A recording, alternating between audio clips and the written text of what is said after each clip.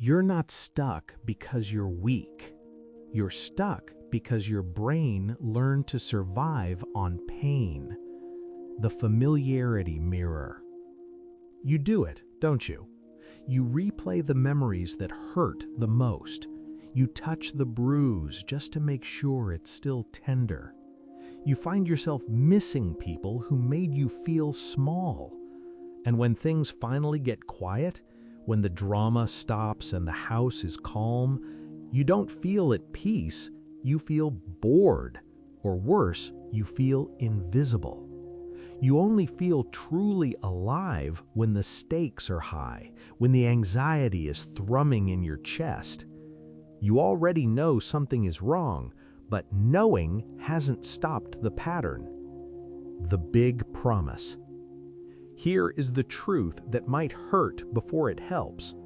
This isn't self-sabotage, and this isn't bad decision-making. This is conditioning. Your brain isn't broken, it is doing exactly what it was trained to do. It is protecting you in the only language it speaks fluently. And once you see how your brain learned this language, the pattern starts to lose its grip. What emotional pain does. To understand this, you have to stop looking at emotions as good or bad. The brain doesn't care about good. The brain cares about stimulation. When you are in emotional pain, heartbreak, anger, panic, your brain lights up. It's a surge, a signal. And to a survival brain, a strong signal means pay attention, we are alive. Peace, contentment, those are quiet signals. They are low voltage. If you've lived in survival mode long enough, quiet feels like dead. Quiet feels like the signal has been lost. Your brain doesn't ask, is this healthy? It asks, is this familiar? The pattern snap. Stop. Listen to me closely. Here is the litmus test to know if you are in this cycle right now. You feel more anxious when things are going well than when they're falling apart. Think about it. Chaos is predictable.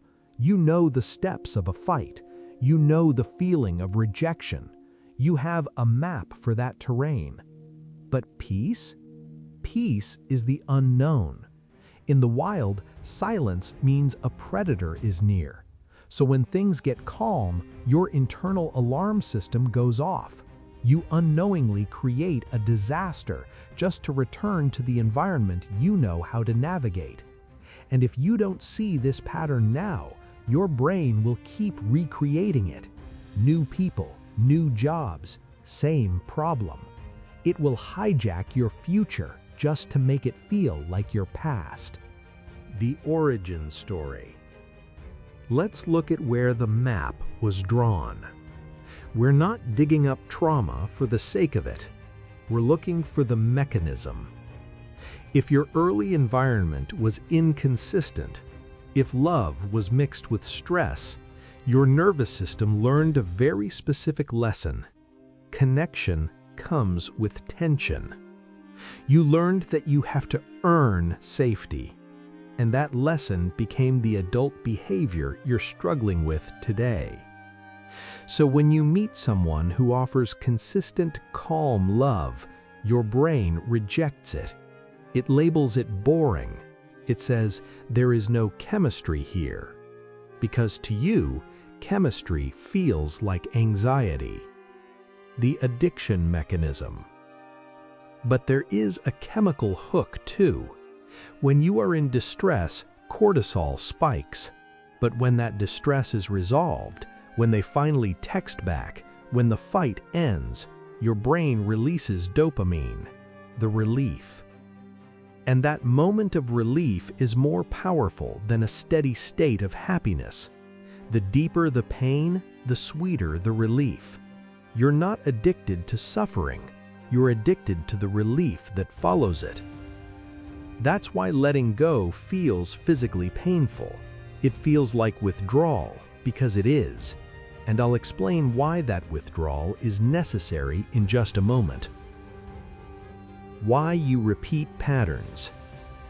This is why you date the same person with a different face. We repeat the trauma, hoping that this time the ending will be different. We're trying to fix the past in the present, but the ending is never different. Your brain thinks repetition is resolution, but repetition is just repetition. Quiet reframe. So what happens when you stop? When you start to heal, you will feel empty. You will feel bored. You will feel a lack of urgency. It might feel like depression, but it's actually peace your nervous system doesn't recognize yet. You're withdrawing from the cycle of high-stress hormones. You are not broken, you are adapting. Everything you've done until now was an attempt to survive, but you don't need to survive anymore. You need to live. Ending. Once you see the pattern, it stops controlling you. Not immediately, but steadily. But stepping out of the cycle creates a void, and that void is terrifying. This is why letting go feels like withdrawal, not because you're losing something, but because your brain is losing what it depended on. I'll explain what to put in that void next.